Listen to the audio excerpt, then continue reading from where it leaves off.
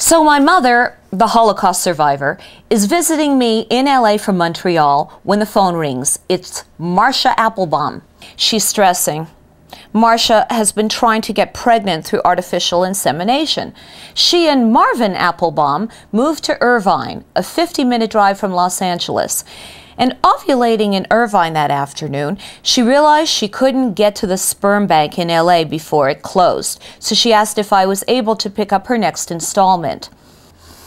I explain the situation to Ma. She understands, turns off the TV and says, "Let's go." She's up for the task.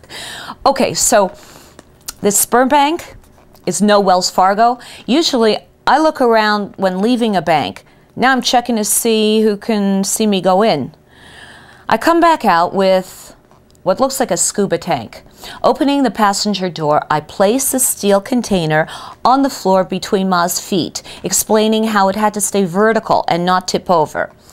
And we drive off. The car phone rings. It's Marcia. I put her on the speaker. She wants to know if I got to the clinic on time. I tell her I was surprised how big a tank it was for such little critters, and I told her how the sperm bank guy said it had to stay vertical.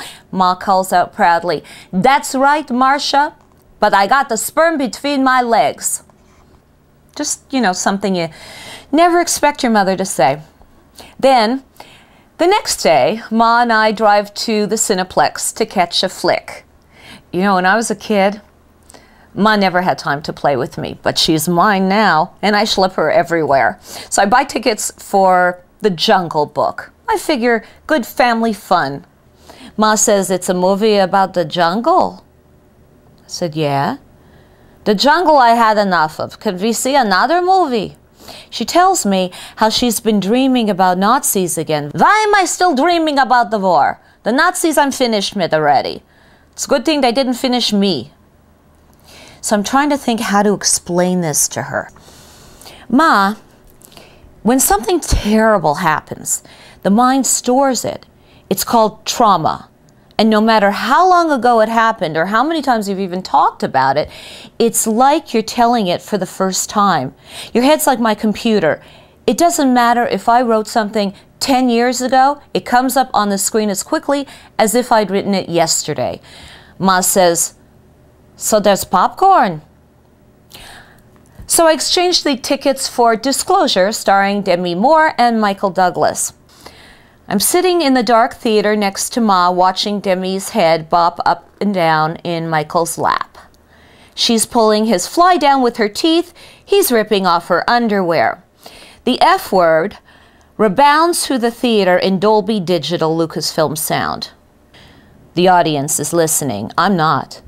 I've shrunk into my seat. My head's practically in the popcorn, and I'm wishing I'd read the reviews. You know, they really should include NAP to the rating system, not to be accompanied by a parent. I'm just lucky Ben Stiller isn't on the screen and I'm not having to explain what's hanging from his ear. Ma and I never talked about sex, and now we're watching people having it. I mean, nobody admitted to breathing hard or licking each other in Montreal when I was a child. Daddy slept in the bedroom, Ma slept in the TV room. Daddy snored, Ma liked TV. So now my head is positioned straight at the screen. I'm hoping to hear a snoring sound coming from Ma's seat. She fell asleep when I took her to see the Terminator. I mean, when I asked her, "Ma, how could you sleep with all the explosions?" She said, "Hanala. I slept in the forest. I can sleep in a Schwarzenegger movie." The Holocaust, the great leveler. Ma's motto, if you're not being chased by Germans, you might as well take a nap. But Ma does not sleep through the sex scenes in Disclosure. The movie finally ends, and we shuffle up the aisle, and gaining back some semblance of my personhood, I'd regressed 3 decades, I ask, "So, Ma, what'd you think?"